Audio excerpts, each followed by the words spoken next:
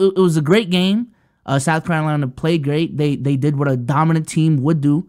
They did what a team that I would hope has only lost 3 times over the last 3 years would do on a stage like that. They got the job done. That's what dominant teams do. And on the flip side, hey man, like I said, Caitlin Clark's legacy was cemented regardless of the result. That's gonna sound like, but yeah, her legacy when it comes to women's basketball and their impact, that was cemented by just the amount of people that watched that game. I ain't gonna lie. But I am running circles and victory laps about a lot of takes that I've had lately, and this is like the all-encompassing one of them, for real. First of all, shouts out to both sides. Shouts out to the entirety of women's college basketball. There's been so much unearthed this last year about that goes behind it, some of the narratives that just aren't true. And I'm talking about the people that claim that it's bad and all that stuff. They don't get the numbers, et cetera, et cetera. There's a visibility issue, and it was shown this year. Just simple fixes. Y'all know they couldn't use the term March Madness up until like last year. They could not call it March Madness for the women's. They called it the women's tournament. That hurts. That hurts the search engines. That hurts the merchandising. ESPN has been holding the rights for 10 years, and they could not put it on the main channels, et cetera, et cetera. They had it on ESPN, the Ocho, the Final Fours, and the Elite Eights. They had it on ESPN3 and shit like that. But when you make something visible, then you can see if people enjoy it or not. If you watched it and you didn't enjoy it, I'm not talking to you. I really am not. But to the people who had the opportunity to see it because the dickheads at the top of these companies finally decided to get their heads out of their ass, now you're able to see what a lot of people have been talking about. I'm gonna go back to congratulating them. Dog, last 3 games of Caitlin Clark's career, 12.3 million, 14.2 million, 18.7 million. Every single game broke a record for female basketball viewership, women basketball viewership. The last 2 games broke basketball records. Fuck it, broke sports records. Oh man, not again. Let me say that again. They broke basketball, collegiate or professional, and then broke sports records. They peaked at 24 million viewers last night. You don't just do that. There's a transcending conversation going on. But you wouldn't be able to see that if the visibility wasn't so high. Right? I'm looking at this chart right here, or some of these graphics about it. Let me find the right tweet right here. I think this is it. Boom. Nicole Auerbach. Shouts out to Red Man. Most watched women's college basketball game on record since 1992. 8.7 million viewers on ABC, ESPN. This is based on Nielsen's ratings. Viewership up 89% from 2023 and 285% from 2022 from 2 most recent National Women's Championships games. Those broke records too. Peaked at 24 million views. Most watched basketball game, men's or women's, college or pro, since 2019. Excluding football and Olympics, most watched sporting event since 2019. By the way, that football that they're referencing is the Super Bowl. That's what they're talking about. This is a different conversation that we're having now. And the whole time it's because people couldn't see it. I think that's the most outrageous thing. I want to go back to that. We'll get onto that in a minute because the NBA's got a problem. And I'm ready to circle that. Shouts out to Caitlin Clark, all of her teammates. I'm not going to spend too much time. Y'all know how I feel about Caitlin Clark, transcendent talent, all that stuff like that. Hannah Stokey is only 6'2", 6'3". Camilla Cardoso is 6'7". You do the math. They ran out a bunch of people on Iowa who were 5'11", 6 foot, 6'1", versus a slew of 6 footer, 6'3", 6'4". You know what I'm saying? Like, it's just at a certain point, there's too much size. You can only make so much shots. And then when Raven Johnson sits down, hey, shouts out to Nika Mule or whatever, that gimmicky defense, it's not happening. You got tired. You ended up getting a little torched towards the end of the game. Raven Johnson said after that 18-point first quarter that Caitlin Clark had on some LeBron James shit, she said, oh, I'm about to sit. I'm sitting. Hands up. And I think all 4 of the turnovers that she caused were straight up, oh, I'm picking the pocket. I'm cookieing you straight up. That's a real defender.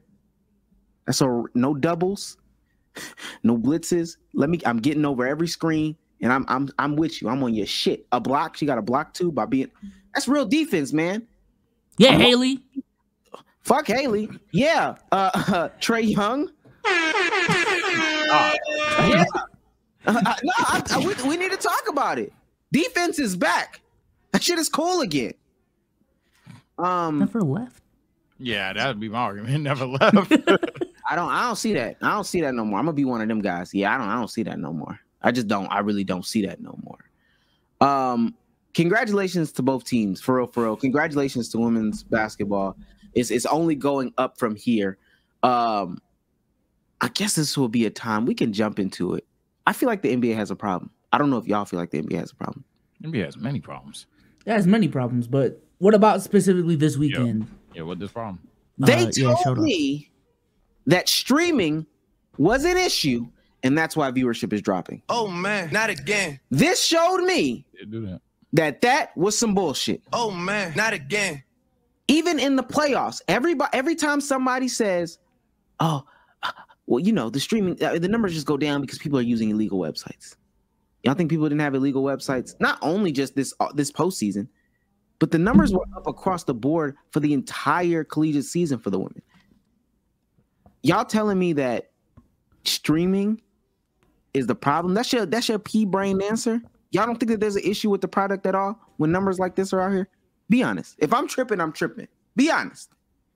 I think that's a bad cop-out answer to what's the NBA streaming problem, to say that, they're missing 40% of the viewers because Stream East exists. I think that's a cop-out. But I mean, it's 82 games.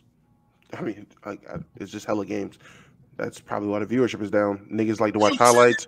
The viewership is okay. Here we go. What that? Some of the college stuff. We've got to stop. How many college games are there? No, I'm sorry. What does that have to do? Because there's a lot of regular season college games. The How many views are up too. But what does that have to do with the playoffs too, Damo? I know we talk. I know. Have to do with the playoffs too. What is that? Playoff viewership is down too, Damo. Yes, because one, the viewership is still torn because it's highlight culture in NBA. That's a problem. People rather watch highlights than full games of the NBA.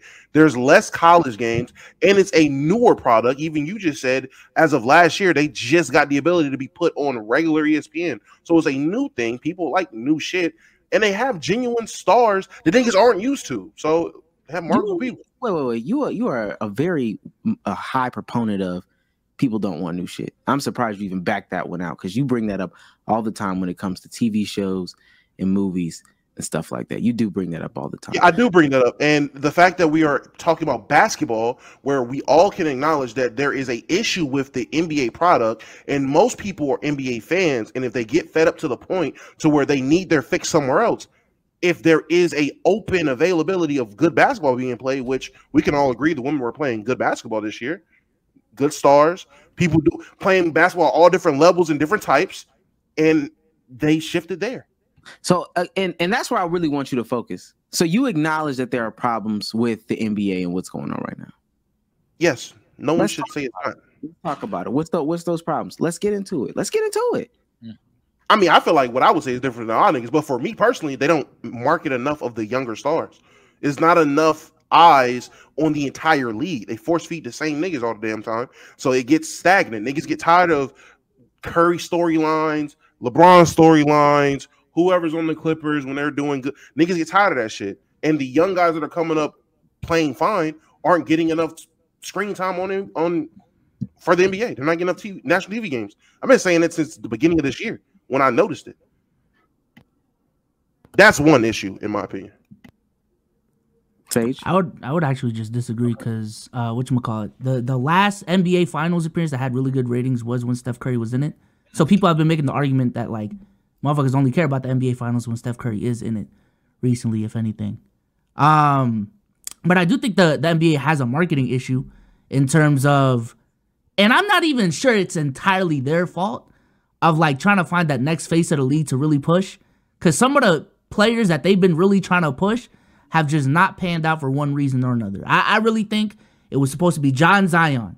That was supposed to be the next gen American superstar that we're gonna push. But Zion, we all know what happened with him. Ja, same thing what happened with him. I also think, as dick suck as it sound, Jason Tatum's in that discussion as well, but he just cannot get the fucking job done. I also think from a production standpoint, he is not there yet. But Wemby and Luka, they are in there. But I don't know. I just feel like that American athlete push is just different from overseas push. I don't care, but when it comes to numbers, I think it's just hard to push non-American products to an American to American fan base. Can I ask what was the viewership difference between 2021 and 2022, the finals? I'll look it up right now. Sage, what are your thoughts? What do I think is negative on the NBA, or how do I feel about problem with the NBA? What's going on? Why is the viewership down? I don't want that cop-out answer of streaming. It's debunked. I don't want that. I'm same take I had months ago. The NBA is the most self-depreciating, self-hating community and product that I know of right now. I truly think that when people booed that hot take, didn't care, because I'm 50 million toes on it. Every time, whether you're going to go to Bezos' point about European players, people are dunking on European players. This is the only sport that is iconic, I should say, or iconically doing the, hey, my era is better than your era, my era is better than your era thing. Every time something happens, every time a record's broken, it doesn't count. It was ass, overrated, different era, anything like that. This community don't even like itself. The community don't even like itself. Like, what are we talking about? This is the most self-hating thing. So as a result, if you're a new viewer and you're seeing everybody say it sucks, oh shit, not gonna watch it. And then if you're an old viewer, and at some point, everyone's saying this is bad, this is bad, this is bad, this sucks, this sucks, this sucks. At some point, one of them gonna be like, you know what, you're right.